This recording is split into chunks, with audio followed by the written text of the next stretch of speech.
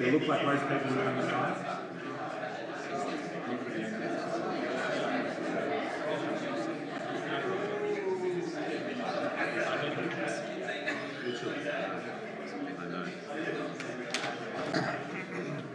All right, I think we'll get started, and hopefully the straddlers outside who are still finishing their beers and their food will come on in shortly.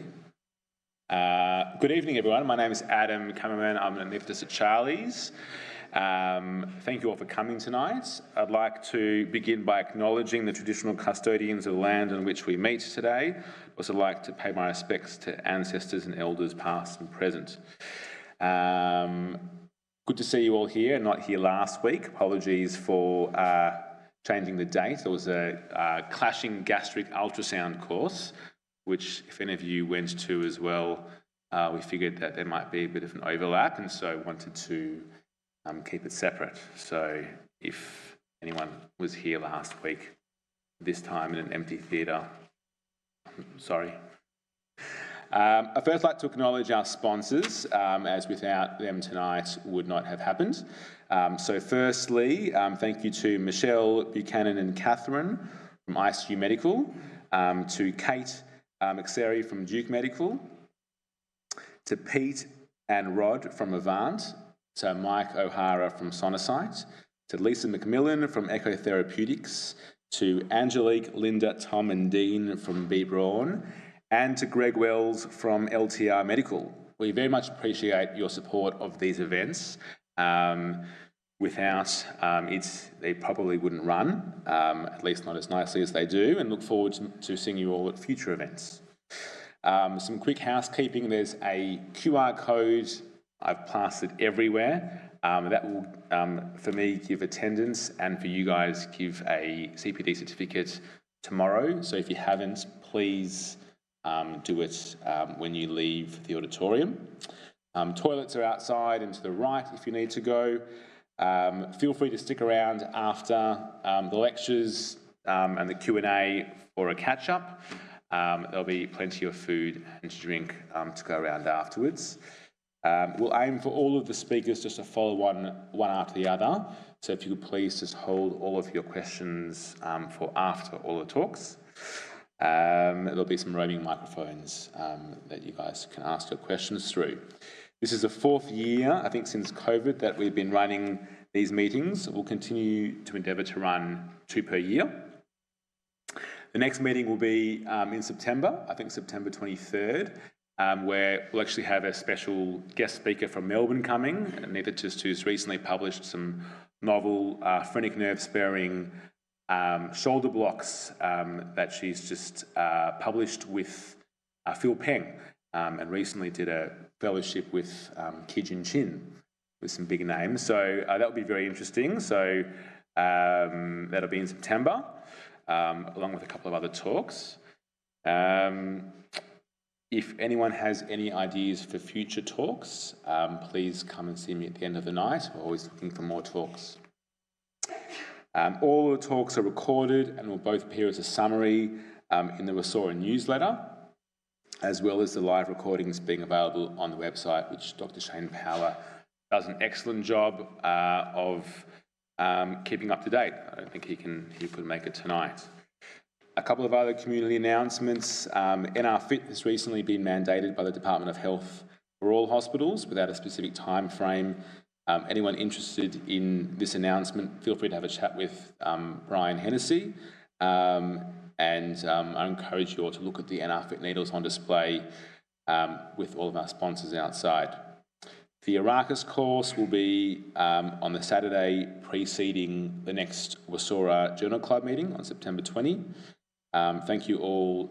Thank you again to Boyan and Dorian for organising this course. It's almost always fully subscribed. So if you're interested in doing it, feel free to get in touch with them. And Dorian will be conducting the Q&A session at the end of this evening tonight. ESRA will be held this year, September 9 to 12, in Lisbon, Portugal. And the African Society of Regional Anaesthesia and Pain is combined with RAUK in November 2026 in Cairo. So, moving on to the talks, our first speaker is Dr. Matt Harper. Matt is a consultant anaesthetist at Fiona Stanley, where he's also the simulation fellowship lead and has a busy private practice. He'll be revisiting Prilocaine Spinals after our last talk by Miles Earle 2 years ago on this topic, having used it extensively in his practice. And I think that we're very lucky because Matt just told me he lost his computer today and almost had to find a third speaker. So fortunately he found it. Please welcome Matt.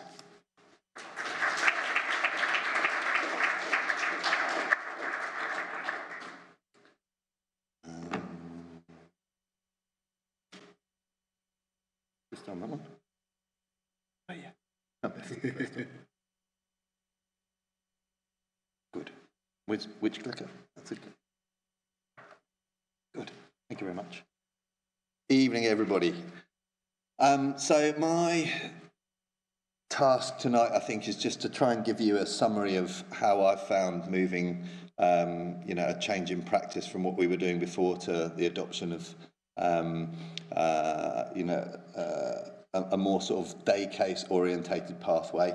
Now, I think it's important to say that none of this have I invented, and virtually all of it I've stolen from several different sources, namely the UK, and then Miles and Luke Kane in Busso, who had sort of trailblazed this whole thing in WA. So what do we mean by ERAS, or enhanced surgical recovery? I went looking for some images, and for enhanced and surgery, I wouldn't suggest you do that because that throws up all sorts of other images that were not what I was looking for.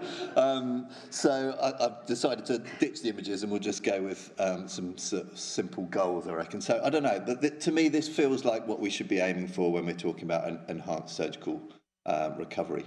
So particularly in orthopaedics anyway, we're focused on early mobilisation, the quality of an early recovery, reducing complications and aiming for early discharge. But ultimately we're after good long-term outcomes, and mercifully lots of these objectives are sort of interlinked. So I think we'd all agree on that. So the story behind all of this really comes from certainly, my understanding of it through the NHS at the time of COVID-19, and a lot in a galaxy, far away and a long time ago.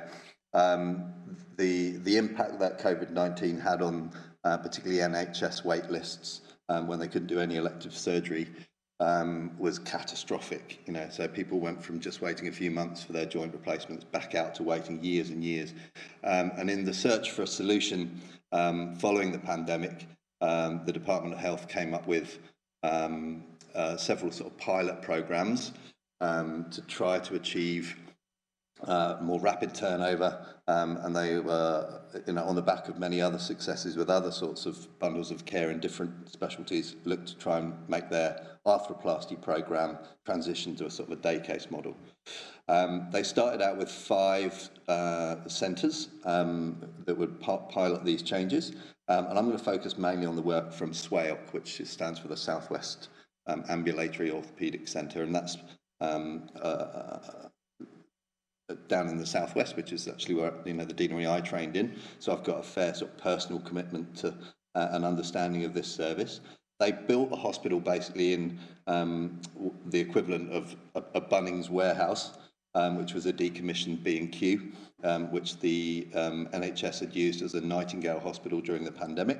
SWAOC took it over after things had recovered and built essentially a day case surgery unit inside that B&Q, with their explicit goal to achieve 80% of their arthroplasties as day cases. So what was different and what was the same at that time?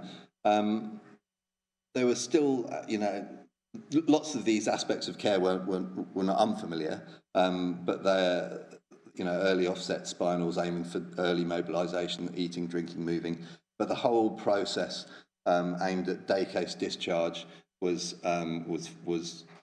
basically given a total rewrite from the bottom up. And most of it, when you hear them talk, is about expectation setting.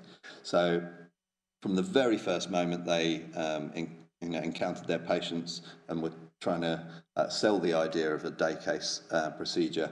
That's where it started, and from that moment, everybody on the team has to be singing the same song, basically, and that that stretches through the whole theatre culture, and that probably was the most important takeaway when you talk to them about how they implemented it. The physical changes and the process changes they made were probably less important, and I don't think they're a big jump from what most of you are probably used to doing anyway, but they're just a bit more sort of finessed. They definitely paid attention to their analgesic strategies. We'll talk about IT opiates and catheters in a minute, but a heavily protocolized pathway and actively managing barriers towards mobilisation and getting out, basically. So what's different on their pathways? Their whole team is involved in the delivery of care from the minute the patient comes into hospital to the minute they leave. Everything is aimed towards minimising delays throughout that time in theatre. They transitioned to Prilocaine Spinals, which we'll talk about in detail in a minute. They ditched any other sort of intrathecal opiates. They used local infiltration and motor-sparing blocks, obviously, where they can, and then minimise the amount of sedation. But critically, they were aiming at this sort of 90 minutes time from the spinal being performed to putting the dressings on at the end of the case. So efficient use of that time is critical.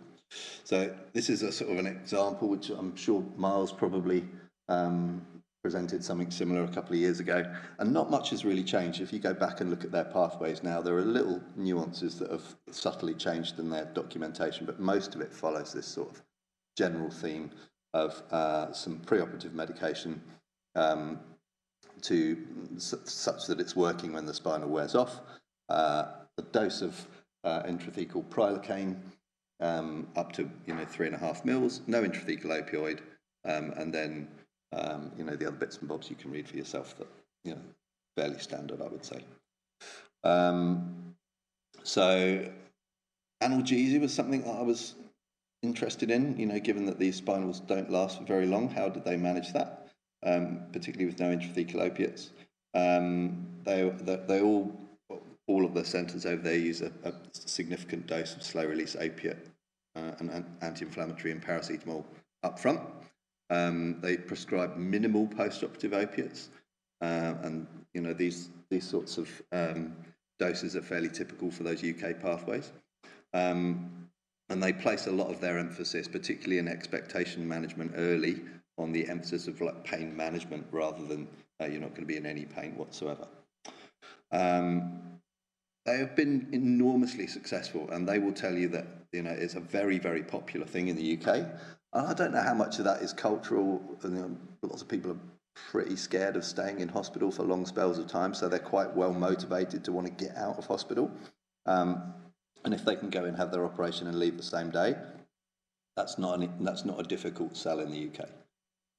But the big change was around this sort of cultural setting of expectations in the preoperative setting. They don't have any actual proper beds in their hospital. They bring you come in, you walk to the operating theatre, and after the theatre you get put in a chair, and there's sort of like a sitting part of recovery and a standing part of recovery, and then you're in your clothes and you're home. So like how they built their infrastructure is quite interesting, and that, so there's basically no opportunity for anyone to become an overnight case. Beyond beyond falling on the deck and having a medical and being transferred somewhere else, but everything was sort of so you can see that the focus is everybody singing the same tune the whole time. So that's their pathway in a nutshell, and their pain management afterwards was the bit that they tend to gloss over. They say, we don't have any strong opiates, but they do actually prescribe a shit ton of codeine, because I don't think they have access to other quality opiates that we actually do. So when it came to looking at this, and trying to figure out whether we were going to make a change ourselves, these were the sort of questions we were, I was asking. And what outcomes are most important? I don't think really here at the moment we're focused on getting our patients out the same day, but we could probably certainly a year or so ago I feel like there were some things that we weren't managing as well as they were. So I'm talking about things like, you know, the issues at the bottom, but we'll come to that. So this is a sort of a summary of what I was doing in my practice in private with a reasonably high volume surgeon. I'm guessing, you know, this is largely familiar to most of you. So heavy boot spinals, plus or minus in intrathecal opiate, urinary catheters, probably in some, if not, you know, many, infiltration and motor blocks, sedation. This is all normal, yeah. But I would say that representation of the complications that we're seeing afterwards is probably you know, I think it's probably reasonably familiar to most of you, yeah. A good number of our patients, certainly with intrathecal morphine, itch, they're nauseous, but our biggest problem, probably in terms of mobilising afterwards, was postural hypertension. A good number of them would get up, fall over, go back to bed, and then not get out of bed again until the next day. So definitely things to be improved on.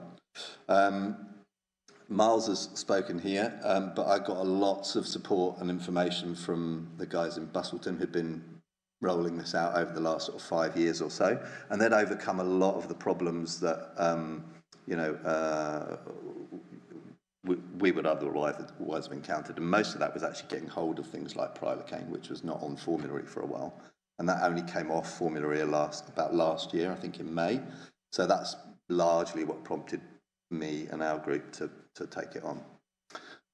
So massive thanks to Luke and Alan for championing that process and making it, you know, something that was easy to follow, basically. I had a chat with Luke today, and I don't think much has changed for them down there in the last couple of years in terms of what they're doing. So, and what we've adopted is pretty similar. So, we'll come on to that in a minute. So, my experience, we changed last year, so yeah, nearly a year ago now, and initially targeted fairly straightforward primary arthroplasty as hips and knees, simple patients. But quickly it became obvious that this was, you know, a massive improvement, certainly in terms of post-operative quality of recovery. We quickly rolled it out to pretty much anything that we figured we could get done in 90 minutes, which for you know, the guy I work with, he's perfectly capable of doing lots of his revisions within that time frame, and we've even done a few bilateral knees, which are straightforward. So what do we do? Much like everywhere else, we use a big preemptive dose of slow-release opiate. So for knees, I'll give 100 of tapentadol pre-op with some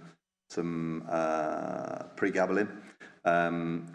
Fussy about the bladder issue, so I want them to have an empty bladder as late as possible, so I'll literally force them to take a pee before I bring them up. We've settled on using a fairly routine dose of spinal Prilocaine for pretty much all comers. We use a little bit of clonidine, mainly on Luke's advice, although I think we could probably get away with not using that. I'm not really sure, you know, how much that adds to the quality of the offset of their block, and then we use adductor blocks and sedation as required. Local infiltration is crucial, I think, and I think that's probably more effective in the knees than the hips. We'll come on to that in a minute, maybe. And then along with, you know, a careful bladder strategy, we restrict the amount of IV fluids we use. I've taken to just putting up a 500 ml bag rather than a litre, because, you know, that was the thing I was probably most concerned about in the early part of it. And then, you know, how they're managed afterwards is probably one of the most important things. These blocks wear off pretty quick, and when they wear off, there's not much left in terms of pain relief.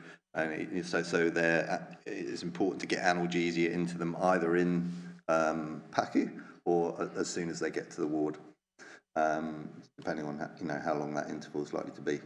I think I was probably most concerned and most worried about ditching catheters. So, you know, a lot of the stuff I've put in my talk is probably focused around that. But essentially, I'm not really sure why I was so worried, essentially. We've done nearly 300 cases now, and I think we've put a catheter into one of them.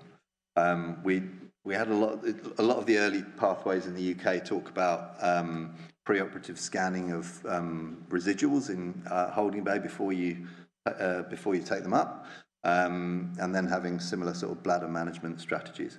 But it's been a very, very easy thing to manage, and like I say, virtually all of our patients pass urine uneventfully within a few hours of their surgery finishing. They all just seem, better. It's just this hard to put your finger on quality, that they just look better, they feel better, and they get up earlier without that sort of fug of feeling a little bit. And I think it's probably postural hypotension. We rarely see that as an issue anymore. So patients, pretty much always will get up at their first or second go, and they're motivated to get up and go for a wee because they know that we've always been telling them that's potentially an issue, and they don't want to get a catheter later on. And obviously we don't see any itching and very little nausea. So I think those are the biggest positives for me, and I really think that postural hypotension one is probably, I don't know if others of you that have used Prilocaine would agree, but I feel like that's pretty much non-existent once the spinals are worn off, and I think that general the feeling that goes with that leads to them, just the general quality of their recovery feels a lot better to them. Challenges, things we're still finding hard.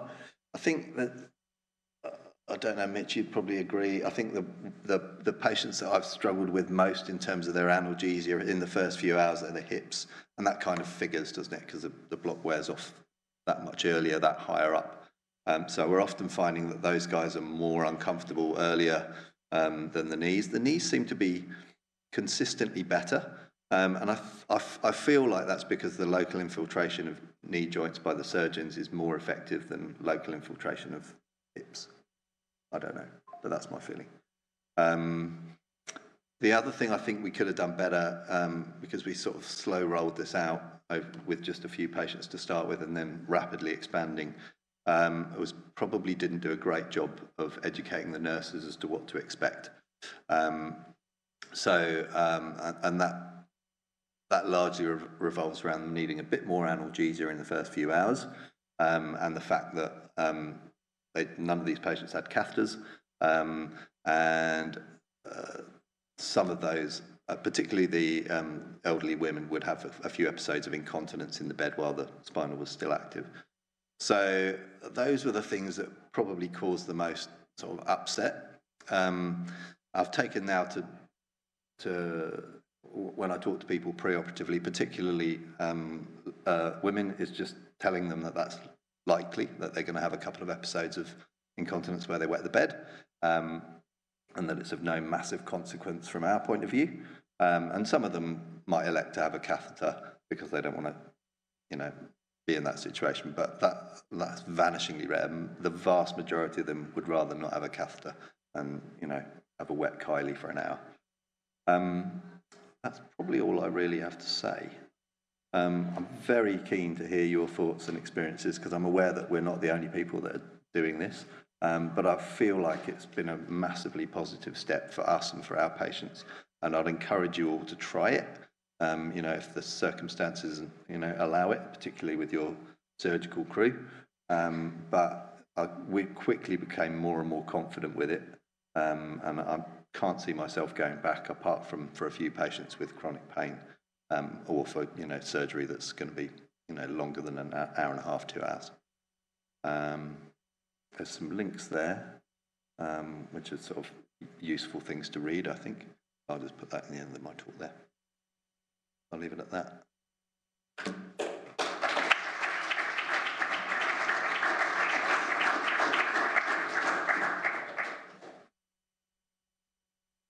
Thank you, Matt. It's always nice to have a new medication that we can play with and experiment with, and I'm sure it'll be a robust discussion regarding Prilocaine in the Q&A session. Our second speaker is Dr. Alex Wycherley. This is Alex's third talk at WASROA, so we thank him for being so generous with his time at this Journal Club event.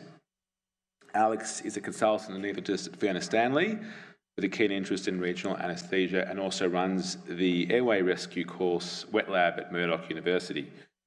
Alex will be updating us on the rollout of the PrepCheck initiative, which is slowly replacing the current stop before you block safety check. Please welcome Alex.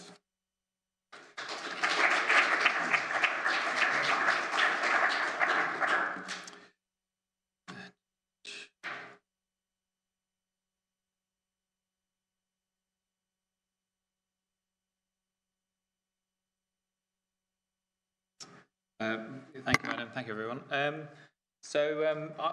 I've many elements of this talk I've already presented at the last WASROA meeting, and this talk is going to talk around some of the issues or concepts from the original PrepCheck process that we introduced about a year or two ago, and it's quite timely now that the new ANZCA Stop Before You Block recommendation has just come out within the last few weeks. So because some may have not been aware of the PrepCheck process, I'm going to cover a little bit of ground from last time. So apologies if anyone's very well aware of that. Just cover some of the background of where we came from. And also, I'm going to talk in detail about the Stop Before You Block ANZCA process, and also how the PrepCheck process has influenced that as well. I will be talking in a bit of detail because there are the devil's in the detail with this, so I'm very interested to see what people's thoughts are and about both of these processes. Okay, so PrepCheck. PrepCheck came about 2 years ago. We had a run of wrong-side nerve blocks at Fiona Stanley. 5 events between 2018 and 2022. We had a couple of safety and quality reviews. Our efforts at trying to improve education and training didn't work, so our original Stop Before You Block process, which we re-promoted, didn't prevent further issues, further events, so that we therefore reviewed the actual process itself. We did an audit of our department, which showed that the main barrier to people performing a Stop Before You Block was actually that they just simply forgot. And then looking at the actual existing Stop Before You Block process from the UK, the original sort of origin being the Nottingham team from 2010, we found human factors issues with that process. We therefore did a little mini Delphi type sort of review process to come up with what is PrepCheck. Now, you'll all know about wrong-sided blocks. I don't really have time to cover, the risk factors and everything else, and some of you may have been involved in one or are certainly aware of this issue. Stop Before You Block has been very widely used across the world and within regional anaesthesia, and you say the word Stop Before You Block and people know what you mean in terms of trying to prevent the wrong-side nerve blocks now. It originated from Nottingham Hospital. Similar to us, they had 5 wrong-side nerve blocks over a short period. And while the surgical mark and who signed were correct, clearly it's a human error made by the anaesthesia team involved. The campaign became very successful across the world. And this is a specific point that's very important to all of this talk today. The anaesthetist and anaesthetic assistant, so 2-person check, a stop moment must take place immediately before inserting the block needle. So that's a very key point related to human factors, which has led to PrepCheck. In the review process that we did for our PrepCheck project, we looked at what the UK team were doing now, and they actually updated their process. This is all a bit complicated now, so just bear with me for a minute. So they've adapted their process now. They admitted that Stop Before You Block did not seem to have worked to reduce wrong-side nerve blocks. Their main aim was to standardise practice across hospitals with a new process. So this is the process that's now being rolled out across the whole of the NHS. This is called Stop Block. Now, in this process, the anaesthetist completes all the preparation steps up to ultrasounding, positioning, everything else, and then the anaesthetist will hand a needle, put a needle in a tray and hand that to the assistant. The assistant then will and the anaesthetist will do a 2-person check, and only then after that check is done will the assistant hand the tray back to the anaesthetist to then complete a block. What they tried to do here was create a forcing function, the Safety and Anaesthesia Liaison Group and URA UK stated, related to this, the stop moment is a 2-person step that happens only after preparation is complete and thus immediately before needle insertion, so reinforcing that timing, ensuring that this is applied in a consistent way across all trusts. Okay, so what is the issue with this? The issue with this, which is what we discussed, we looked at when we investigated our own wrong side nerve blocks, was that very often they were preceded by wrong side skin prep, suggesting that wrong side skin prep may actually be the core human error that actually leads up to it. So this needle in hand rule, the rule to have do the check, do that last stop moment immediately before needle insertion, comes from the original stop before you block and has been brought through into the new prep stop block update in the UK. And if anything, it's actually been emphasised by that tray handover step, trying to clearly link the timing of that check with that last moment. It's become the central concept of that. It's only after preparation is complete. And it interrupts workflow, therefore aiming to prompt the stop or the check to be done. So our review of this thought there were a number of human factors issues with this, which may have explained why stop before you block hasn't worked. And that's when you look at the anatomy of the block. So how is the block performed? Well, think about yourself walking up to a patient. You position yourself next to a patient, you put the ultrasound machine on the opposite side to your patient, you put your block trolley there, you expose the patient, you may prep the skin, you put the ultrasound on, and it's a tricky block, so you're trying to sort of visualize where the needle's going to go. You've got the image in your brain where you want to put the needle then, and stop before you block asks you at that final moment to interrupt your workflow, focus on a completely separate task, and do a two-person check with an assistant. Now, there's a number of issues with that, which is that you've already committed physically and mentally to one side or the other, and you're actually timing that interruption of workflow with the most cognitively loaded task of all, which is ultrasounding. Now, these are some of the human factors issues that we identified. So we kind of flipped the problem on its head. Well, maybe we'll use the core human error as the actual trigger. So the prepping of the skin, we use that to try and deal with wrong side blocks. And that's where PrepCheck came in. So it's a novel pre-block timeout process developed by Fiona Stanley as an alternative to stop before you block. Human factors is its core consideration. Human factors problem, human factors solution.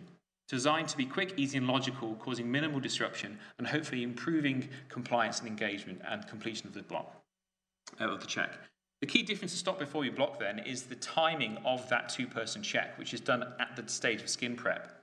So we're combining the action of skin prep and block check, hoping to change behaviours so that eventually anaesthetist will go, the prep, we need to do the check. Okay, prep check.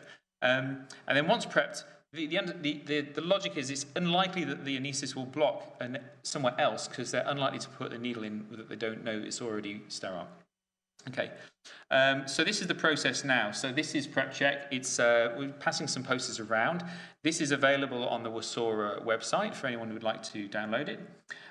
What we've done here, this is the poster itself and a bit of a sort of summary sheet which just outlines the whole sort of process itself. What it is, it's basically a three-step process that's been designed specifically to ensure that the timing is within the act of the skin prep. So we've deconstructed the act of skin prep. So step one is to act as a communication trigger. So it triggers communication, you find an assistant, and then you say, let's do a prep check. You cause a pause, communication teamwork. It's an obvious visual verbal clue to the rest of the team.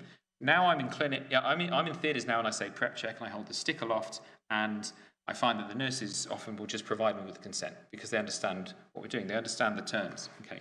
And then number two is the block check. So this acts as the formal two-person check against the sources of truth. It's the same three sources of truth that is consistent amongst all the other checks. The patient band, the surgical consent, and the surgical mark. Blocker should maintain responsibility throughout. And finally is the actual prepping the skin. This acts as the commitment to the side that's going to be blocked. And it should then be repeated if there's any interruption to that. Okay. What are the advantages of that? We're avoiding confirmation bias because we're doing the check at the start of the process, preventing the error from occurring in the first place. Reducing cognitive load because we're shifting it to a point where it's less cognitively loaded. Hopefully improving workflow because once you've done that, you can continue to do the block without interruption. It should therefore be intuitive. There's fewer steps. It's easier to do. Simple linking of actions. Hopefully changing behaviour and compliance. And hopefully improve communication. So prep and check are well-known terms. And as I found in my practice now, at Fiona Stanley, where I work at Fremantle, I say the words prep check. And now the theatre staff are understanding you know, what needs to be done and what's happening, okay, at an obvious time. Okay, so I've presented this now at WASROA a couple of years ago. I presented this last year to the ANZRA committee online, the Australian New Zealand Regional Anaesthesia Special Interest Committee that some of you may have been working with beforehand. Thank you for Chris Mitchell for putting me into contact with them. I also, myself and Chris were involved in some discussions with ANZRA working group on the new update of Stop Before You Block, which I'll talk about shortly. There was also an opportunity to present to the ANZRA WhatsApp group that some people may be on. There's hundreds of people across Australia who are on that group. So the PrepCheck has been presented to that group also for feedback. And I also presented at the World Day of Regional Anaesthesia Australia-New Zealand edition, which is an online event organised by ANZRA, on PrepCheck itself to try and spread the word. Okay, so how does this relate to the ANZCA Stop Before You Block? Okay, well, I'll just firstly talk about what ANZCA's position is on wrong-sided blocks. So this is the most recent guideline for management of major regional anaesthesia, the PS03 from 2014. So this is probably overdue an update. In here it says a block timeout should be performed. And there's all the things we'd expect: verification of site inside with another clinician, so two-person, the same three things: patient, surgical consent, surgical mark, discuss with patient where possible. And this is the controversial point that is made in here: placement of a mark close enough to the block site to be visible whilst performing a block. Okay, so that is an anaesthetist putting a mark on the patient to designate where they're going to be doing a block. This is controversial because this is actively discouraged by the UK team currently, because there's been there are cases where stickers and block marks and stickers saying do not block here and all of these things can cause confusion. They can themselves cause wrong side nerve blocks, and from the UK side of things that generally is discouraged now. Okay, but it's important to kind of remember this in terms of like the new updates from ANZCA. Okay, so because of the work that myself and Chris Mitchell had done with working with on the World Day of Regional Anaesthesia, because our connections through the ANZCA committee, we got a sneaky peek of the Stop Before You Block update from ANZCA, and were asked to contribute via Katrina Webster, who's the chair of the ANZCA committee. So this was the version 1. So this is not what you will find now published. This is the version 1, which was originally sort of sent to myself and Chris. There were sort of other versions sent via the ANZCA WhatsApp group to consider. I think it's quite good for people to see the evolution of what's led to the ANZCA process, because it is a little bit confusing, because I'd like to see people's thoughts on it. So this basically was the original ANZCA version, and it essentially comes, it's kind of it's a sort of watered down version of these prep stop blocks. You've got prep stage here, you've got stop here, and you've got block here. So one of my pet bugbears about this is you've got the traffic light colours in the wrong order. What relevance that makes, I'm not sure from a human factors viewpoint, but it's the one and only safety process I've ever seen that's got that in the wrong order. There's even a little traffic light thing here. You can see that. That's the same thing. But that's a very commonly sort of used colour scheme, but in the wrong order. I'm not sure what difference that would make. But anyway, so via the ANZCA committee, myself and Chris were asked to give feedback on this. So this is the feedback that we gave. We pointed out all the issues with the human factors side of things, of leaving the final stop until the needle in hand moment. This is what this encourages, immediately before needle insertion. So that's number one. In doing this, we highlighted also all of the work that we'd done with PrepCheck, the review of cases, the audits of our department of nearly 100 anaesthetists, and the fact that we'd been trialling it, we'd done pilot studies, and we'd been rolling it out across a number of hospitals with good effects.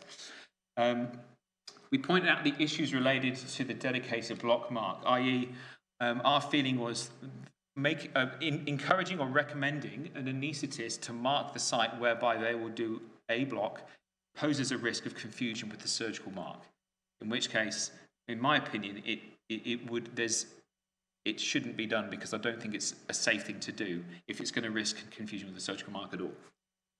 Because the risk, even the consequences of a wrong side block are far less than the consequences of wrong side surgery.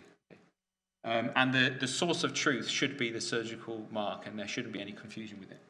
There is also duplication of the check, so we're seemingly doing a confirmation of the site and side, etc. at the top here, then you're preparing, and then you're doing it again. And what came out of our state of quality review and our audits of our department was a reluctance for us to have multiple checks, because clearly one check would be, it's easier for people to get behind one check and understand that if it's done properly, it should work, essentially. And then there's also, although we felt there was probably some, recommendation to give a two-person check like the original PSO3, it's not very clearly put onto the poster.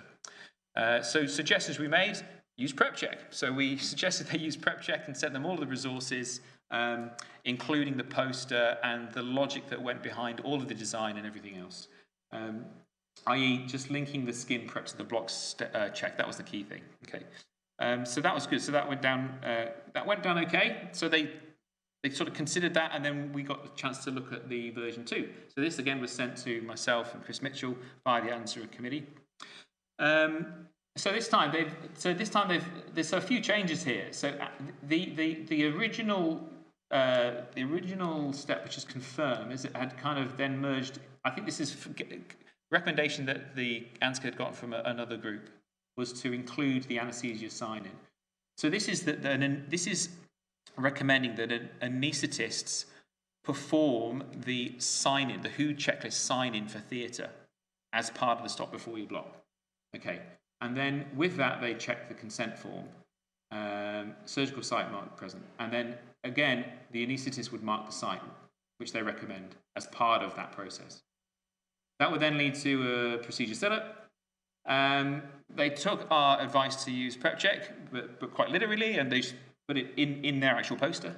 PrepCheck immediately before prepping the skin, which is which we're actually happy that they'd kind of come round to that idea with assistant and consent forms. So they'd moved it from the stop member to before the skin prep stage.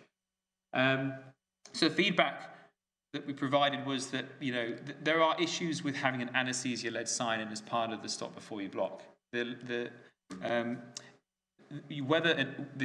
to recommend that anaesthetists lead the WHO checklist sign-in is an interesting concept, and maybe one to be separate from stop before you block. It doesn't address the issue at hand, which is wrong-sided blocks, and it would actually potentially create a barrier to people adopting it, in their processes, because many different hospitals have many different processes. And the good thing about the original stop before you block and about our PrepCheck process is it's a standalone process that should just fit in specifically for anaesthetists doing blocks. Secondly was that the block mark is still recommended, and we weren't that keen on them using the word PrepCheck out of context, because PrepCheck is a safety check in itself, which we developed over a number of times and had a lot of careful consideration of.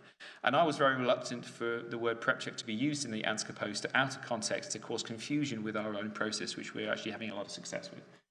So our suggestions were, well, maybe use the check process in its entirety. Also to have a separate sign-in project if that was seemed appropriate. And then we did request that they remove the name PrepCheck or put something different in. The last bit of consultation was that I was aware of was through the ANSRA WhatsApp group. So there were two. So they did take that, the points that we made into consideration. They had removed the PrepCheck name in that, and they replaced that with immediately before prepping the skin. And then they had a more cognitive aid design and then a more detailed design. But the anaesthesia sign-in had remained in both. There was a sort of optional to give them block mark by the anaesthetist. And then that group gave a sort of bit of feedback, generally to summarise a lot of messages on the WhatsApp group. The preference for a simple design, option A. Concerns about the skin mark, again, like we'd raised. A number felt there was unnecessary detail on the second one that couldn't just be in the background paper. And somebody wanted orange rather than pink. I don't know.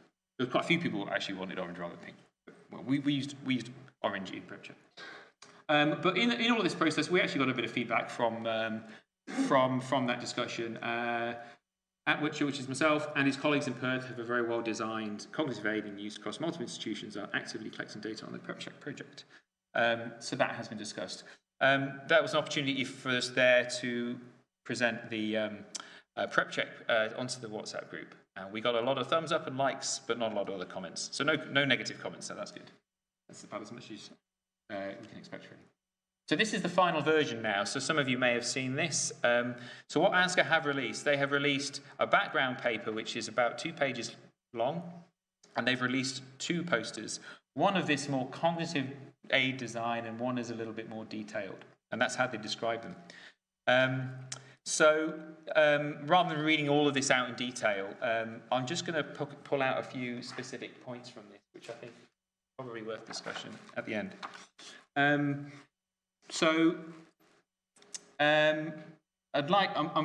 actually quite pleased that they have given us acknowledgement for the changes that they've made and the adoption of linking the skin prep with the block check, and they have actually acknowledged us there. So finally, much discussion and trialling occurred through ANSRA. The concept of making the stop moment at the point of preparing to apply the skin prep solution followed from work done by the PrepCheck project in Western Australia, which followed a local human factors analysis project.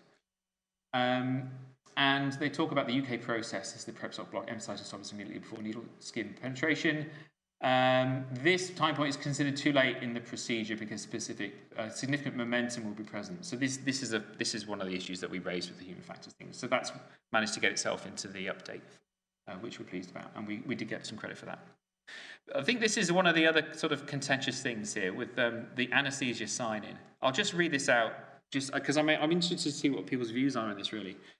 The sign-in time point of the surgical safety checklist is included and considered. It should be conducted by the anaesthetist and anaesthetic assistant, ideally when the patient arrives in the anaesthetic room or operating procedure room, if they are not being prepared in an anaesthetic room. Some hospitals have a check-in section which is separate and precedes the sign-in and occurs on arrival and reception into the theatre holding area. The sign-in constitutes the first step in patient, procedure and site confirmation. The surgical site must be marked before or by completion of sign-in, if applicable. And there was much discussion regarding whether anaesthetist should make an additional mark to indicate the site side of the block at this time, which is verified as part of the sign-in process. This approach is not primarily emphasis of these cognitive aids as risk associated with incorrect marking. If undertaken, should be done after surgical site marking. So they don't actively discourage it, but they sort of have included it to some extent. Then this is all quite straightforward then. So the procedure setup, 2-person check after positioning, etc. And then stop immediately before prepping, which is kind of what we've pointed out. And then again, this is stuff that we've kind of advised. Unadvised stopping at needle insertion as the UK post and UK and Queensland posters may be too late as there is too much momentum at this point. And then do the block. And this is very similar to our PrepCheck project, which is to repeat it. So some considerations. These are kind of my thoughts, final thoughts, closing thoughts, or maybe more discussion thoughts. I think that it has kind of, I've obviously been kind of involved in this whole topic for quite some time, as you can tell. I'm not really sure what I think of this ANSCA poster. I think there was a great opportunity for ANSCA to sort of help sort of adopt and, take forward PrepCheck for us, but I understand that they had their own agenda and objectives, etc., from the process, which is understandable. They had a lot of consultation from other groups as well, which I hadn't been involved in, such as the ASA and New Zealand ASA. I think this is an amalgamation of 2 different processes, really. I think it's kind of become a hybrid of the UK process and the PrepCheck process. And given the fact that we've sort of specifically designed PrepCheck to be separate in its own way, even the wording of it, I kind of feel that this has kind of been kind of two processes kind of fudged together to some extent, with all respect. I think the anaesthesia sign-in isn't very clear, and I still believe that this may be a barrier to people adopting it in other sites, unless they're looking to sort of change their huge checklist processes, etc. Just a little specific thing, although the background paper does emphasise it, the actual poster doesn't emphasise a 2-person check, which is actually really, really important, and that's something that we definitely wanted to get into our poster with PrepCheck. It's the block mark in the background paper is not actively discouraged, which is different to the UK process and to our process, which is we discourage to do block marks because of the risk of confusion. Although it's good to see that they've excluded that now. And that's one of the reasons we wanted to have the name PrepCheck removed from as well, at the risk of associating that with block marks. I still think that immediately beforehand prepping the skin could be. I think the UK team got themselves, in a fuddle with the whole kind of immediately. What does immediately before mean? And this is why we've designed PrepCheck to be that three-step process, so that you can't, it's not whether it's immediately before or after, it's within the act of prepping the skin. Okay. And also this was introduced without, to our knowledge from the background paper, without any actual real world trial. So the UK, even the UK Prep Stop block, which is now across the NHS, there's a fair bit of trialling that went on in about 9 different hospitals over a few month period of time, and they collected data on it, and that data is all online to be seen. But I don't think anything was done on this process itself. Okay, so maybe some of the questions we can talk about that. So where are we going with PrepCheck next? Okay, so PrepCheck is soon to be, I'm reassured that it's soon going to be endorsed by the Australia New Zealand Regional Anaesthesia Committee, which we've requested formally now. And that will just be a time until it goes to the next meeting that they have. We're undergoing a formal trial at Fiona, Stanley, Fremantle and Rockingham. Currently that's being run by Bjorn Pagnetti through RedCap as collecting data of a publishable nature. Yeah. We're also, Shane, our wonderful organiser for the IT stuff, is working with the media team at Fiona Stanley on script for a video. So we're gonna film a little educational video which we can then put onto social media, and then Fiona Stanley have agreed to host a website for us as well, which will ensure continuity and people can access it from around the world. And then we'll look to publish all of the results. It would be good to get ANZCA endorsement at some point. I think it's appropriate, perhaps similar to the airway, like various cognitive aids, where ANZCA supports a number of different options, that it would be good if they could include PrepCheck in a recommended or suggested pre-block timeout process. And then after all of that, we're hoping that PrepCheck could be adopted, or similar type of processes in other places around the world, depending on where you get it published. Right. Thank you very much.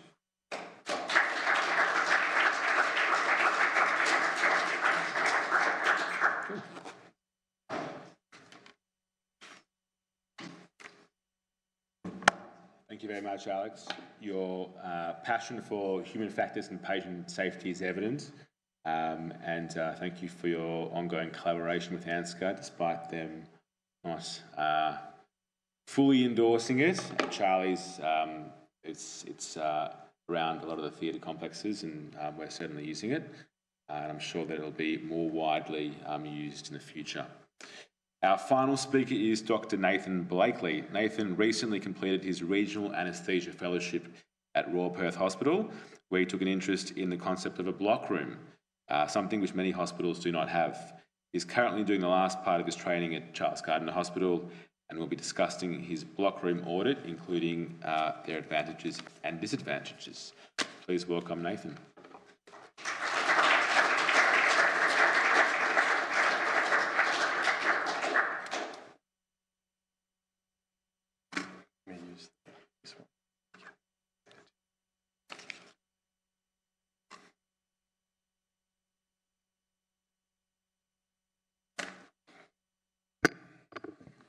Good evening.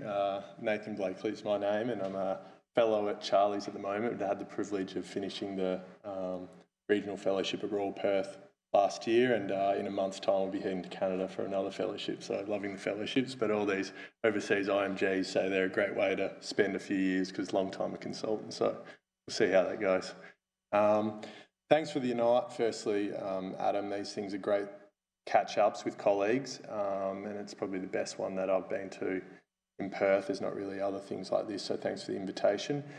Tonight I'll be talking about the block bay. Essentially the interest came because at Royal Perth we have a block bay, and I was just interested behind the science and why people have them, why people don't have them, and seeing what literature was out there that actually looked to the implementation. And from that, talking to Prof Corcoran, that's snuck in the room, he's helped me get started with a paper, and hopefully we'll be publishing that over the next couple of months. So it's been really good. And also Dr. Yang Yu, who did my biostats, and Miss Nat Hurd, who did all my RGS and governance things. If anyone's ever tried to do some research, the ethics and things are really hard and take a while. So that's been really good. And also Matt and Kaz for giving me some of the numbers tonight over the last few years. So I'm just going to set the scene. These are familiar scenes that anaesthetists have to deal with on a day-to-day basis, and where block bays may play a role. So you've got a block under pressure. This is something that's very familiar. Gets easier as you get older and done more blocks, but essentially having an orthopaedic surgeon staring at you and you're trying to look at the roots and the cords of the brachial plexus is a pretty hard thing, and may contribute essentially to failure of block. The painful induction, so this is a classic one at Royal Perth. You've got a young trauma patient that's been sitting on the ward, diaphoretic. They come into theatre, you move them across the bed, they're sweating, they're tachycardic, you induce them. You're considering if it's anaphylaxis, but they're probably just unders. And ideally, if they could get a bit of better analgesic control before you've induced the patient, you could massively improve your induction. The emergency list cascade, so you're trying to do a block on your emergency list. You got a vascular patient next with a diabetic foot ulcer. You're about to do the block, but then there's no mark on the leg. They might have marked the wrong side. The consent's not ready. This happens on a weekly basis, I reckon, wherever I've worked. And then your trainee in the theatre, the patient's had laryngospasm, so you have to go back there. You come back to do your block. The block's in an hour late, and the surgery, an emergency surgery in a tertiary hospital that's costing a lot of money, sit unused for about an hour. And also the DA gets a referral, so a rib fracture, maybe a femoral catheter. If you have a block room, this can really make these things quite easy, but who's doing it? You have to find some recovery nurses. Are they ready? Is your regional person ready? And as the DA, you have to coordinate all this stuff. So again, potentially a block bay could help these. So all four of these problems have one big solution, and is it a block bay? A block bay is essentially a calm environment where the blocks perform without any surgeon or surgical time pressure. It enables the parallel processing idea where you can do a block during the preceding case, not wasting theatre time, which is so valuable. And it's a consolidated service. Ward referrals, lines can be inserted. You can do echoes in a calm environment, gastric ultrasound, nice dark room. And essentially you can do war. And if you're a tertiary trauma centre, you're going to be needing to do catheters all the time. So this is, again, a great place to do them. And the DA doesn't have to worry about finding a new location. So as we know, we're an increasingly unsustainable healthcare system. The costs are going up, patients are ageing, increasing populations in our country, people living longer, more complex surgery, and we're all specialists that are subspecialised. And this is costing essentially everyone. If you look at the surgical patients, about 44% of their money from their admission comes from the theatre time around that day. So theatre time is really valuable for that.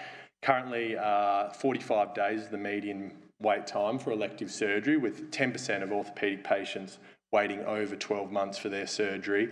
And some last data with the money wise, and this is an American study, about $60 a minute, and this was in 2021, so you can imagine probably at least double that now.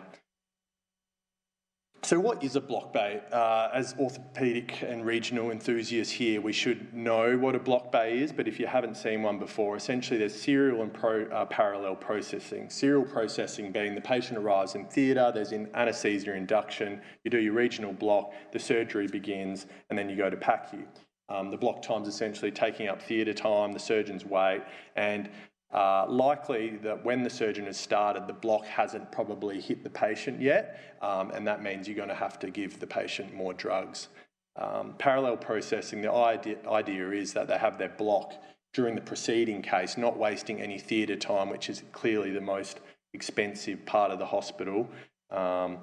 And the patient's already blocked if given sufficient time when they arrive to theatre, and then the surgery begins post-induction. And you don't need as many drugs, and PACU time is likely reduced. In Perth, we essentially have two models. There's the Royal Perth Block Bay model, which I just described, where someone is sitting in a block bay and you have your block there before getting transferred to theatre when the last patient the theatre's been cleaned, and then you're anaesthetised. The free animal hospital hands list or hot hands list is essentially no induction of anaesthesia occurs. So you have your block done in the pre-op room and they cycle to the theatre, and then the surgery can continue, whether that's a nurse or a junior registrar looking after the patient. So what's the evidence basis? So I got quite interested in this because Royal Perth really advocates how good the block bay is, saves us lots of money, there's good evidence. So I went looking for this evidence. Essentially, there's a study from El Bogdali, who's a common name in the UK, has his hands on a few research things, a systematic review with 15 studies with about 9,000 patients. The issues with all these studies was there's quite a lot of moderate to critical risk of bias. They're all quite different, and most of them had new era block bay. So similar to the Freo model, say they set up a hand service, they looked at the efficiency, and then they looked at the efficiency from 2 years earlier when they just did normal GAs, block after GA. So there was a lot of confounding, and it was dominated by North American elective orthopaedic, arthroplasty and ambulatory upper limb surgery, with only one Australian study which really focused on analgesic quality and not theatre efficiency. So they basically just proved that giving a block prior to going into theatre reduced analgesic requirements significantly. But what the study found was that there was 10 minutes of anaesthetic reduction, anaesthetic control time reduction, with anaesthetic control time essentially from the time you hit theatre to when the surgery starts to the time that the surgeon finishes to when you wheel out of theatre. So this is the, as surgeons say, wasted surgical time. But we, us anaesthetists, obviously take it a bit more seriously than that. And the other thing was the PACU reduction. So it was a 26-minute reduction in PACU time. Turnover time was less than 16 minutes, and this would be from the switching from a GA model to a pure regional high turnover model. But you could imagine all the implementation of the other processes similar to the Prilocaine, when everyone, the Hawthorne effect essentially, when everyone's concentrating on something, a lot of things do magically improve. So there's another good paper published in 2017 that looks at the Goldilocks problem. Essentially, the block bay will only work in specific circumstances. And Royal Perth probably gets this right. If you have two smaller theatres, say you have a theatre, a hospital with only 4 theatres, clearly a block bay is never going to be advantageous there. Staffing costs inflated, and your improvement will never get an extra case. But if you don't have the wrong structure, really long cases, lots of general surgery, it probably isn't improving as well. If you don't have a safe staffing model, so say you have a room in your recovery that a random boss can go into a block whenever they want and a nurse has to be grabbed from somewhere else, that probably doesn't work either. It needs to be a fully staffed, everyone there trained to work in there, trainee with consultant supervision, and everyone needs to really know that this can be used. There's another paper published in 2021 that looked at the defining success in regional anaesthesia, and one of the things they talked about was how block bays really are at the core of this. Essentially, you have to be patient-centred, population-centred, healthcare-centred, and training-centred. So patient-centred, it reduces opioids because you confirm the block onset, and it definitely reduces post-operative pain in that PACU period, at least. Opioid-related side effects are down, there's a better quality of recovery. Population-centred, we definitely have some good stuff, especially from the NOFs about reduced pneumonia, transfusions, location, length of stay. Opioid endemic, we're always worried about, especially in these areas where drug use is quite high. Healthcare-centred, so anaesthetic control time. Clearly this is going to be advantageous for health economists and the sponsors of our hospital, essentially. PACU bypass and day of surgery discharge and economic value. And training environment, this is a much more ideal training centre than a busy theatre list if we're just looking at the regional. There's a lot more anatomical discussion can have, you're not put under pressure by the surgeons. And blocks are a core part of our training now from the UK and Australia. And regional fellows can really become the teachers by the time they head to the end of their fellowship. So what's the Royal Perth Block Bay like? If anyone hasn't been there, this is kind of a summary. You get a large dedicated block bay with good positioning, ultrasound monitoring, resus equipment, intralipid.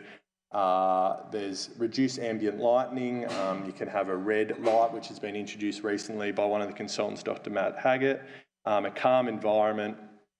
And the location has to probably be in the holding bay for ease of access, and it needs to be close to also the recovery area, because recovery rescue blocks is one of the core aspects of the regional team as well. There's a nice quote there from Matt that he sent me on an email. Would we consider going back? Absolutely not. And the staffing model, essentially this was funded by a small audit. It was about a day's worth of plastic cases that Krishna Bodu showed that there was a reduction in PACU time, and he got it funded from that. So he obviously had some good connections in higher ups during that time.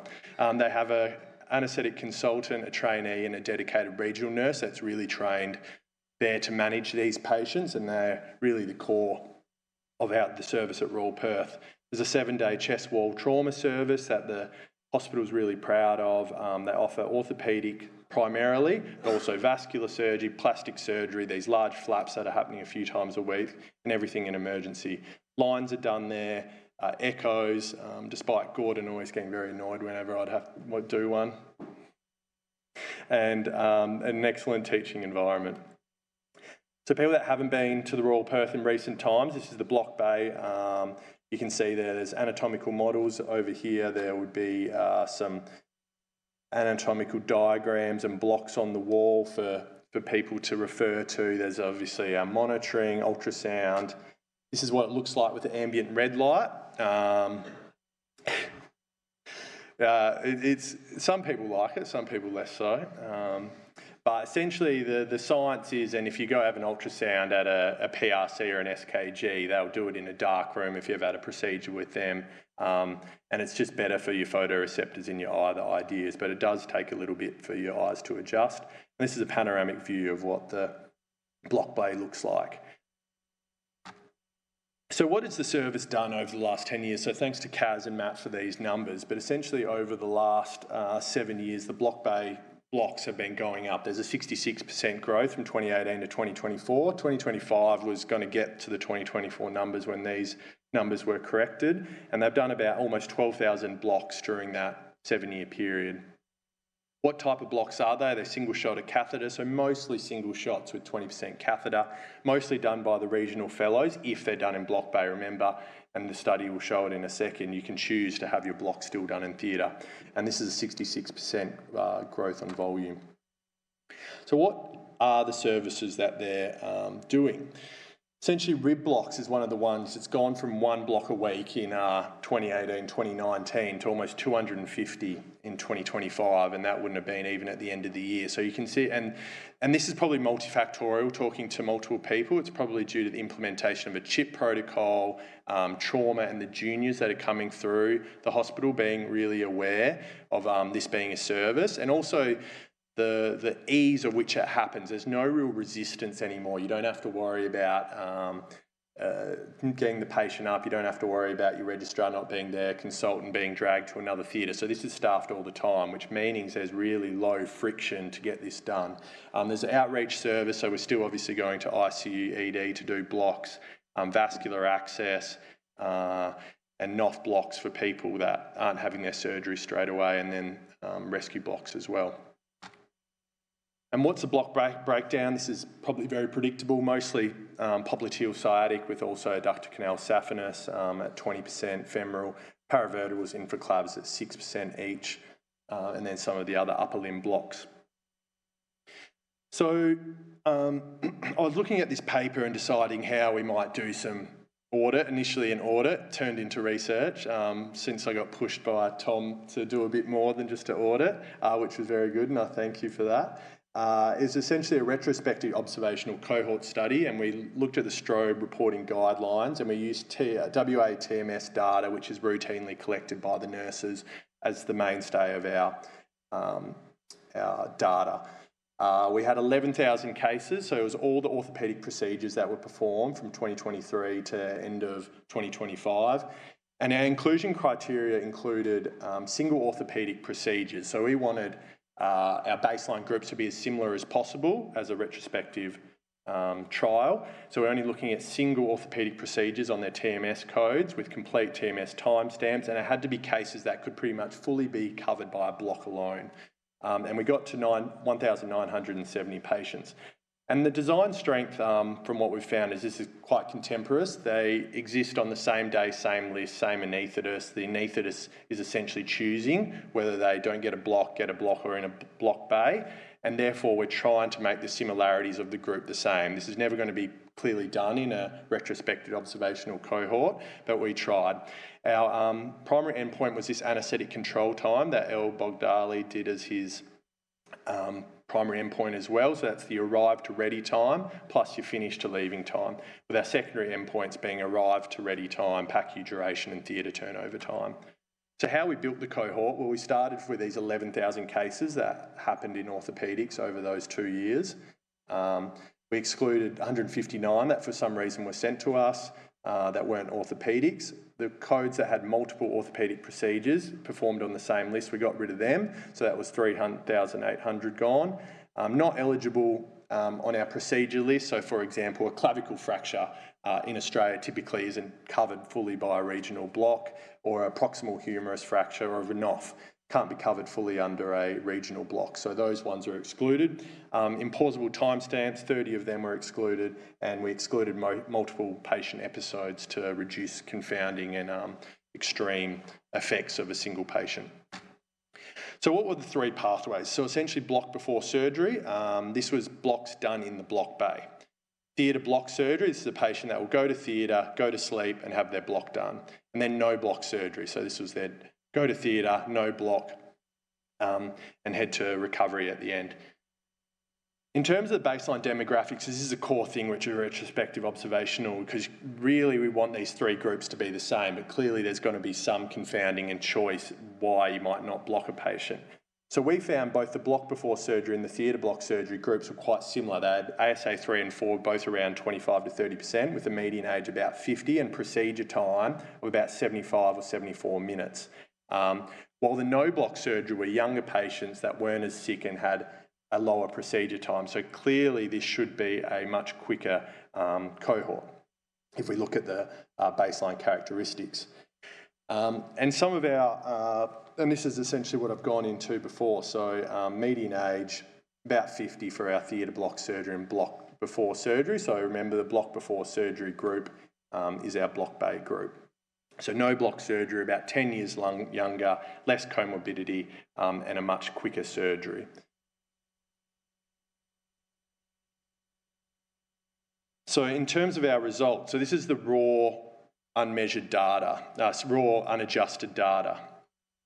Anaesthetic control time, theatre block surgery jumps out immediately. So you have an anaesthetic control time of 33 minutes compared to no block. So that makes sense. Basically it's taking 10 minutes longer if you're having a block in theatre than if you have no block at all. But if you are having a block in block bay, you're actually even quicker than no block surgery at 23 minutes. The other thing that's interesting is your PACU time. So if you have no block, and keep in mind that this block group are much healthier and having simpler procedures, they're spending 40 minutes in PACU, while the ones that are having a block before surgery in the block bay are spending 29 minutes in PACU, while the ones that are having their block in theatre are spending 34 minutes of PACU. So PACU is where you really make your time up as well as that 10 minutes of theatre time that if you have your block in block bay. But remember, these are unadjusted data, and because of the effects of age, ASA, procedure time and surgical subgroup, adjustment and biostats was needed. So theatre block surgery inflated our anaesthetic control time by about 6 minutes compared to no block at all. Performing a block in theatre without parallel processing is a theatre efficiency cost, basically, we found. Block before surgery saved 3 minutes compared to no block surgery at all, and block before surgery is 9 minutes shorter than theatre block surgery. So if you're having your block bay done, your block done in block bay, it's proven that we save 10 minutes of time there. And the arrive to ready time tells the same story, which is probably where the saving comes from, 10 minutes shorter than theatre block surgery. The PACU is quite dose responsive, as I've said before, and quite significant. Both of these are statistically significant as well. So you save a fair bit of time by having your patient blocked in block bay compared to no block at all, and also having your block done in theatre. So why does block bay save anaesthetic control time? Well, I've already kind of discussed this. Essentially, you're taking your time to block the patient in the block bay as opposed to blocking your patient post-induction in theatre. And what about PACU time?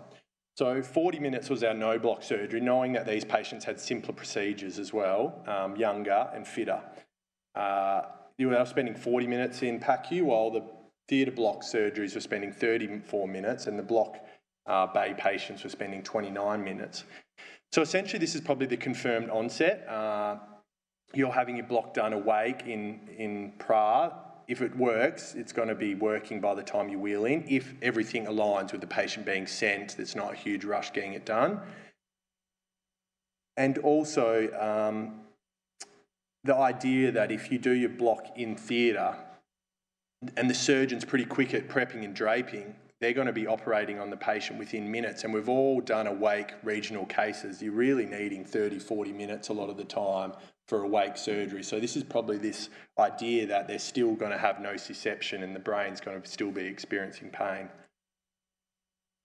So in terms of percentage, if we look at our log linear regression, block before surgery compared to the other two groups, you have a 21% shorter anaesthetic control time, a 30% shorter arrive to ready time, a 20% shorter PACU duration, and no difference in turnover. And we did that because of the El-Bogdali trial. There was also a 30% missing data, and that was due to the last case on the list clearly can't have any turnover time. So what's the strengths and limitations of this study? Well, it's the single largest cohort study in the world on block bays now when it comes to theatre efficiency, and it's the most heterogeneous case mix. There was 19 different surgical subgroups, ASA was wide, there's elective, semi-urgent, emergency surgery, upper and lower limb, and the contemporaneous design where the only block-based study where it doesn't have any. You were looking at something beforehand and then you've instituted a new program looking at the difference. This is just looking at this in real time. How do these patients go in theatre and how much time they get. In terms of limitations, there's clearly some residual confounding, surgeon preference, time of day, list composition can't be controlled. Small block before surgery group, so this is 329. It was a bit smaller than the other two groups. Most of our blocks are probably still done in theatre.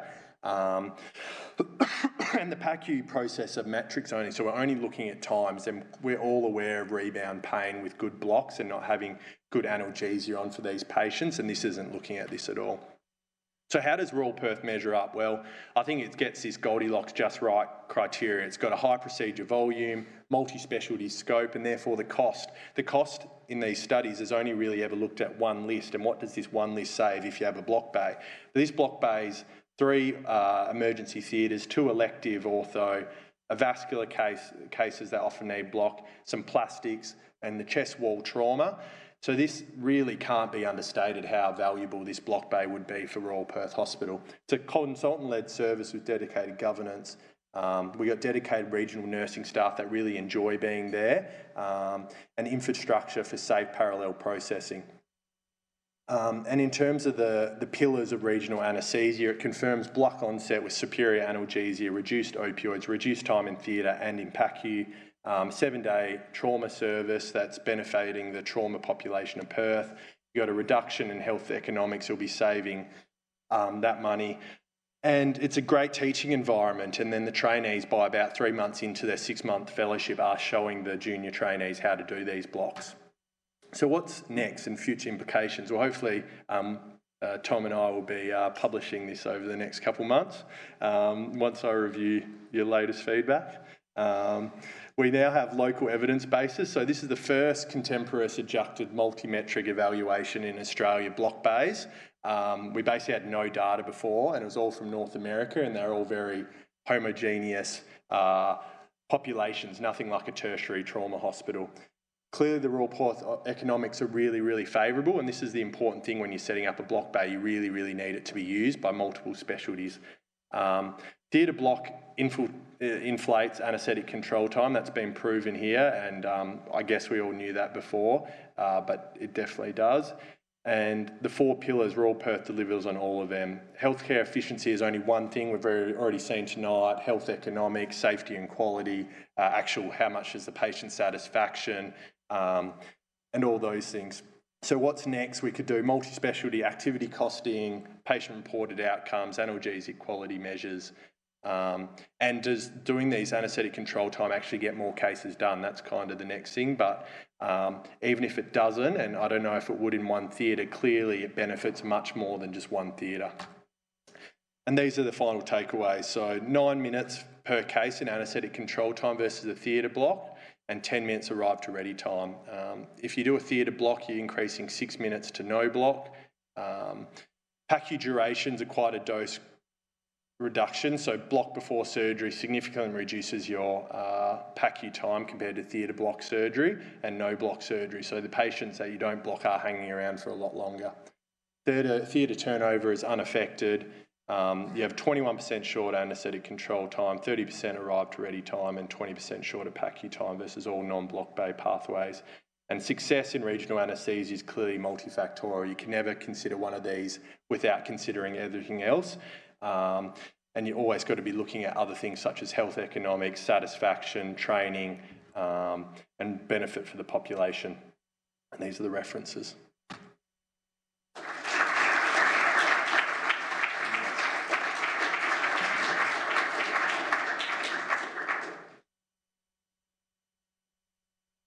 So Adam passes on his apologies. He had to duck off to some personal matter, so I'm taking over the Q&A section. So if we can have our 3 speakers come up on our 3 separate chairs. They can grab a microphone, and we're going to have a rolling microphone that's going to come up with some questions. Looks like Barry's already got his hands up, which is fantastic. I don't have to make up a question.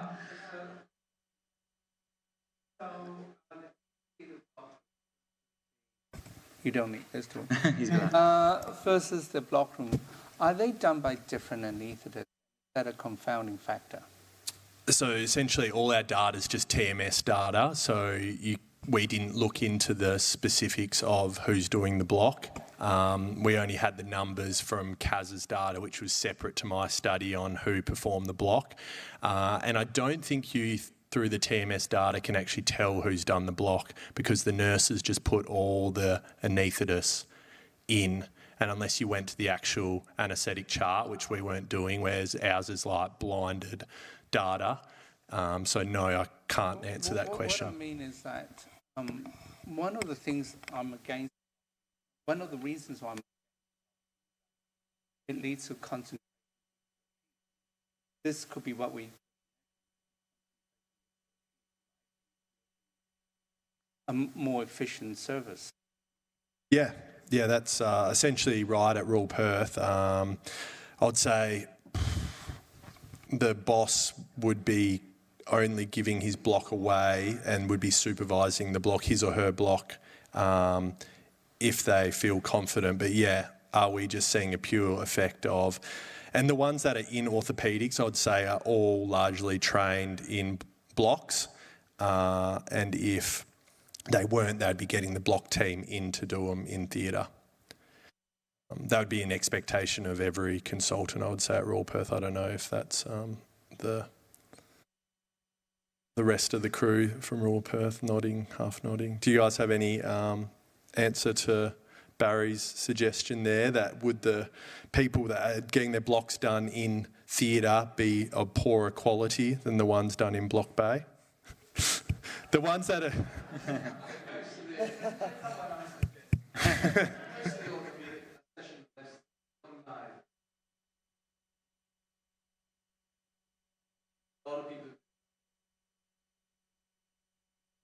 Yeah, that would be my experience.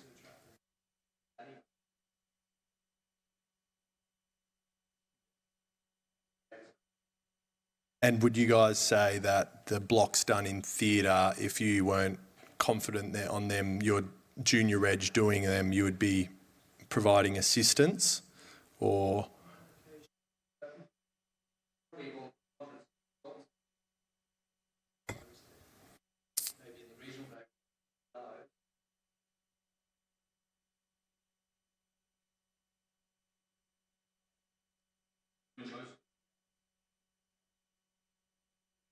Yeah.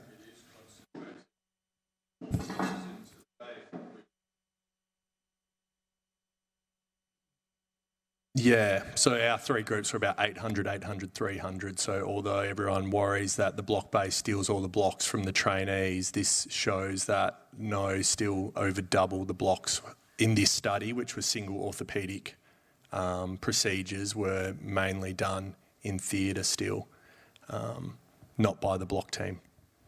Or not in the block bay, I should say.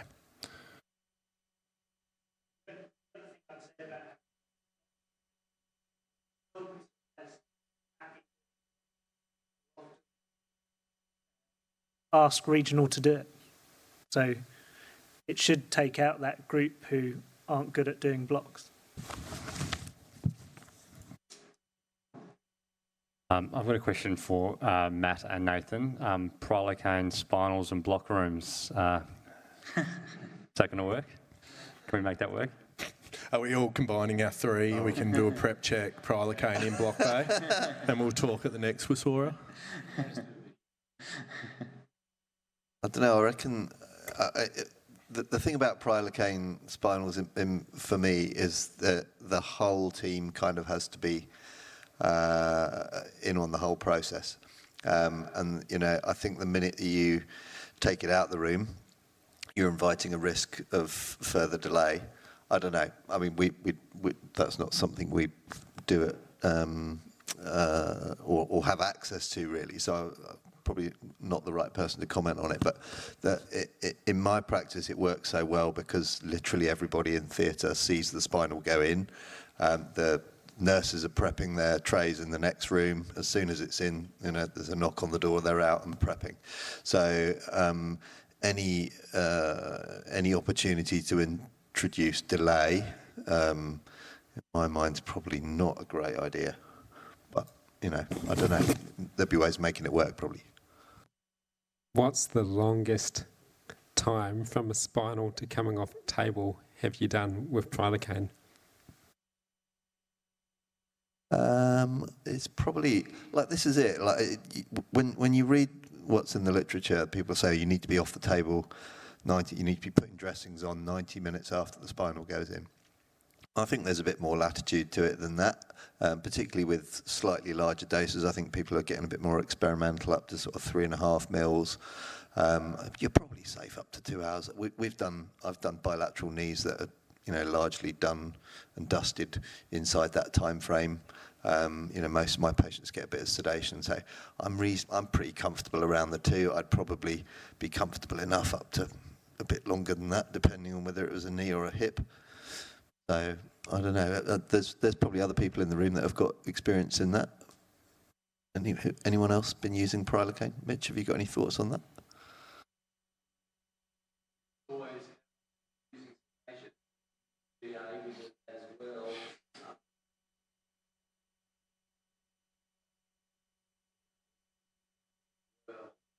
And I've had fantastic effect with the clonidine. And from an analgesic point of view of a Prilocaine spinal, 3.5 mils, 15 mics of clonidine, I reliably expect 3 hours of good analgesia, and they're still well analgesed at hitting recovery. So that's on that one. If I answered that, can I ask Matt another question while I've got the mic? Certainly with the hips, we found that the timing of the surgeon's LIA going in for the hips was a crucial factor, where we initially, as we started, the recovery staff certainly were starting to give us the finger about what they thought of Prilocaine, because they were often appearing comfortable, in pain a little while later, yet 2 hours later on the ward they were totally comfortable, despite only maybe have gotten a bit of fentanyl to get them over that time frame. And we found that by putting the LIA in for the hips early, as in when the joint came out, that's when the LIA goes in, not when the dressings are about to go in, dressings are about to go on. And that seems to have completely solved our problems, and I have not seen for hips pain in a recovery as a major issue for a while. So with LIA, I've observed surgeons of quite a wide range of practices among the surgeons. I mean, the best LIA seems to go in while there's no prosthesis and while you just taking the bone out. And it seems that after the dressing on, it does not seem to be the time to put LIA in at all in any circumstance, because then you're a bit random. You don't know where you're putting it. So I mean, that's just my observation with watching surgeons.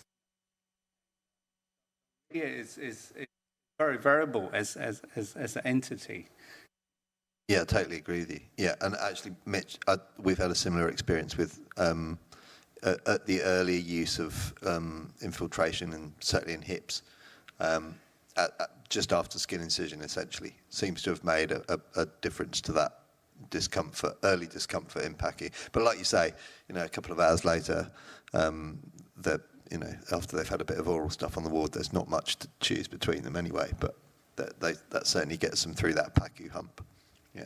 If I was going to give my one golden tip for introduction, though, is if you're going to start using the Prilocaine, have the conversation with your surgeon about early LIA for hips.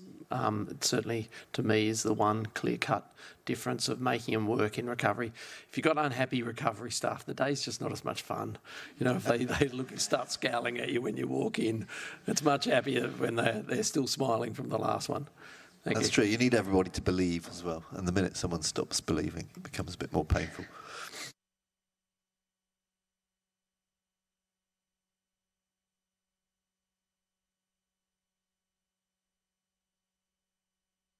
Just a question about the Prilocaine, because I've been umming and ahhing about introducing it to my practice. And I guess my hesitation is, A, getting the surgeon on board and trying to convince them to change the current practice that's been working so well for however many years.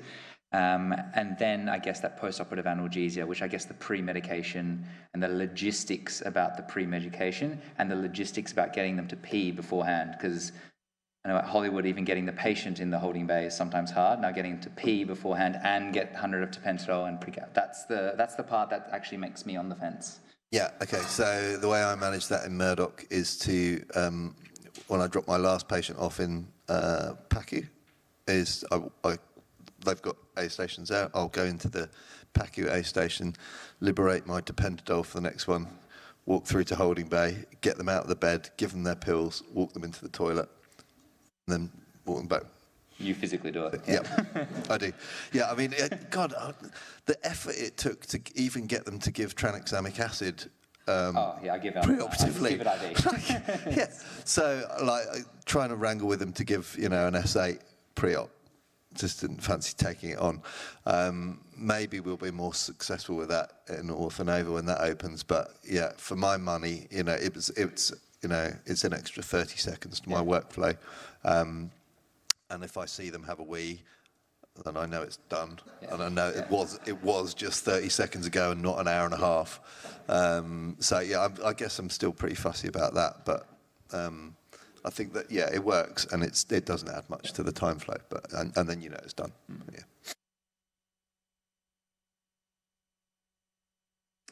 Any other questions from Alex? Human factors, very much. Just bear with me. We learnt a lot from the aviation industry. They use checklists to try and prevent problems.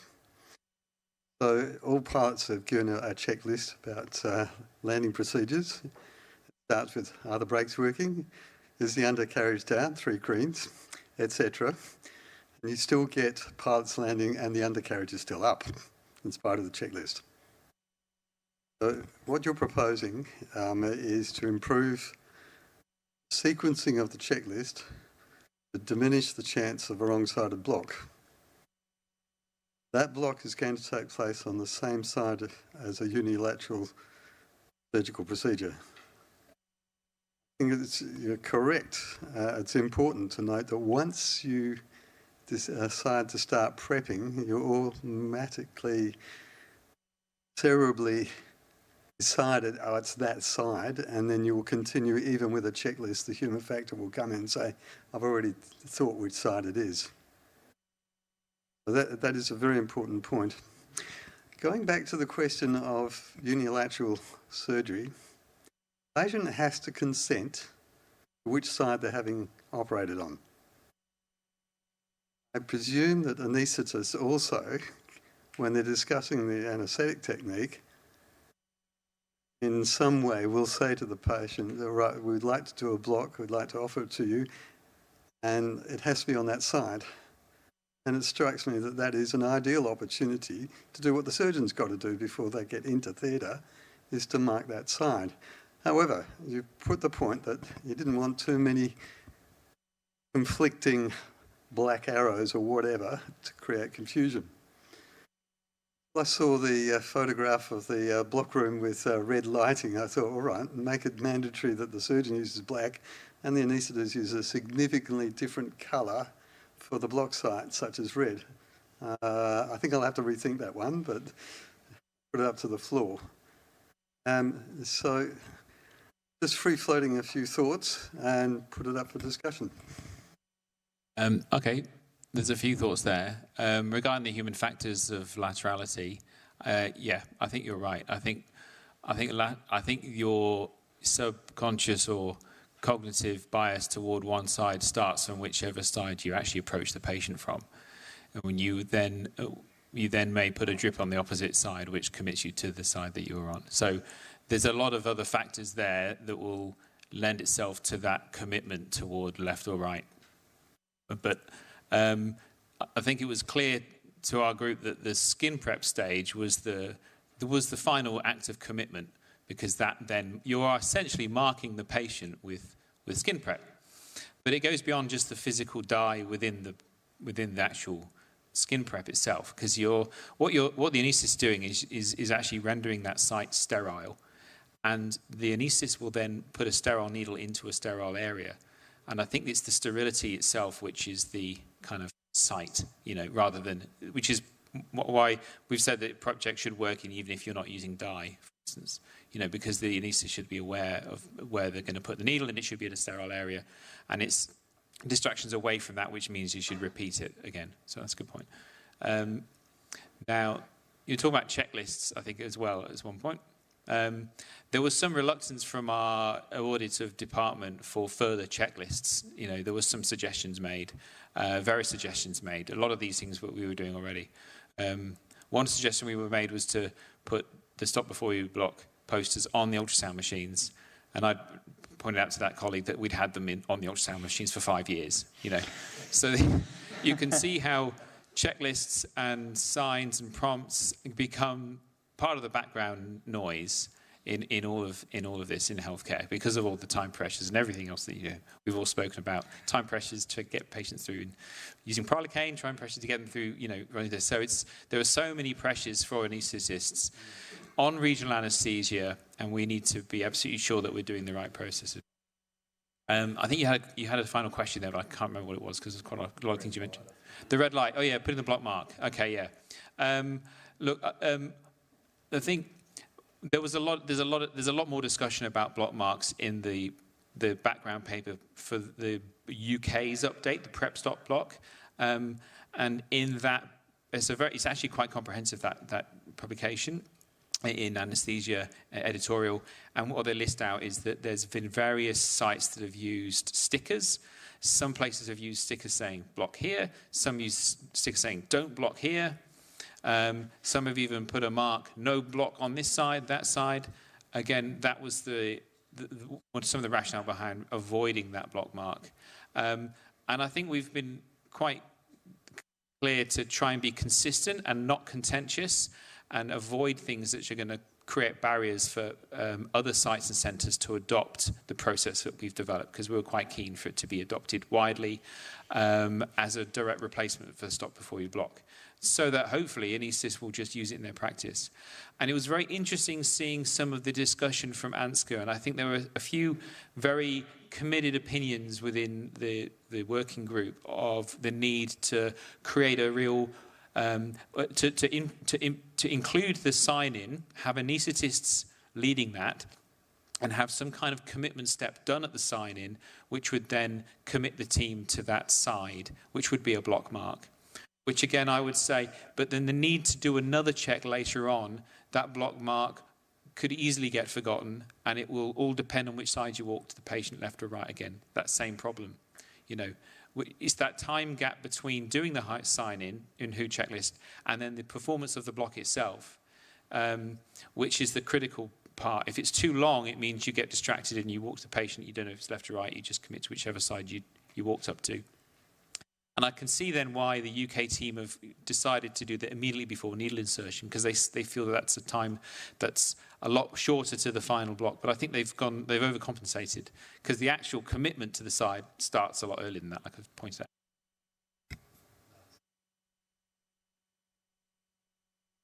I've got a question for you, Nathan. Sorry. Your patient goes to the block room, has an excellent block. Do they go back to holding bay afterwards? Yeah, so the beauty, and I think the design, whether it was just luck at Royal Perth or someone really thought about it, the block bay is within the PACU, and there's some like a door just to the right where people go, and the anaesthetist wheels them in and out, and I think it's a sign-in has to be done by the in-theatre nurses, including a mark on that limb, and the consent is there. So that actually helps quite a lot, because we know with emergency lists, especially, how many times is the consent not there, how many times is the limb not marked. So I think that actually also improves the efficiency of actual theatre time, because that's been put onto the block bay to do the chasing up sometimes. So that's actually another advantage that we didn't really talk about. Have you had a scenario where a patient has been blocked, taken back to holding bay, and then the theatre has run out of time to do that case?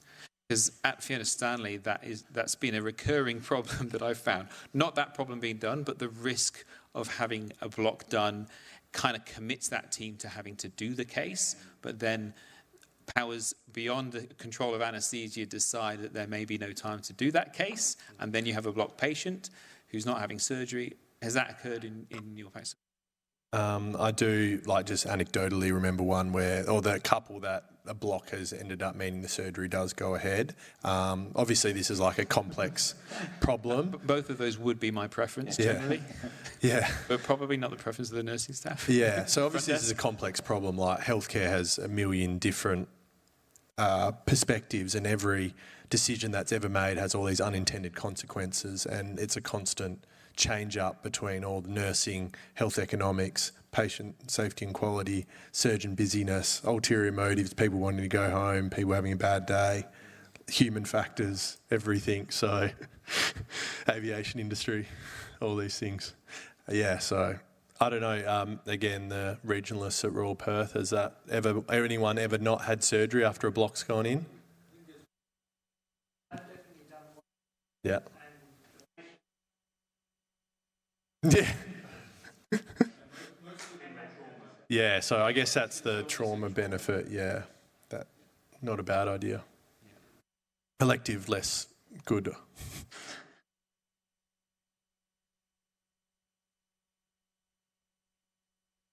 Probably got time for maybe one or two more questions. Anything from the floor?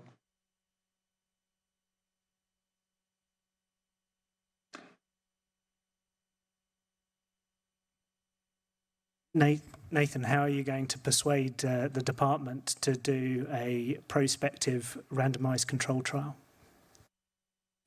These things are things you say at the end of your talk to seem... I'm only joking. No chance. Prof Corcoran's pretty persuasive.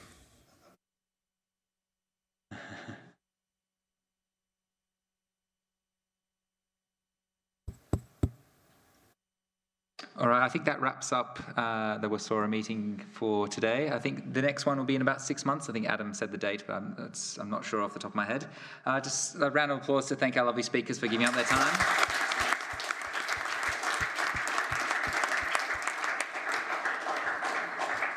The lovely polar lines, you can fight over the white and then the reds.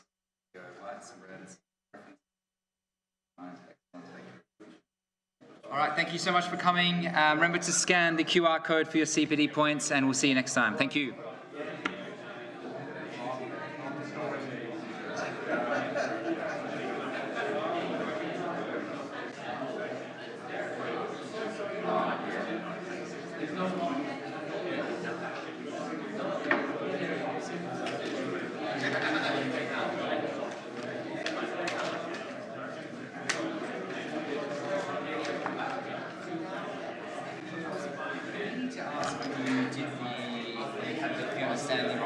Were they upper limb or lower limb or mixed? There were actually, so I think there was 2 eye blocks. Yep. One of which was on a patient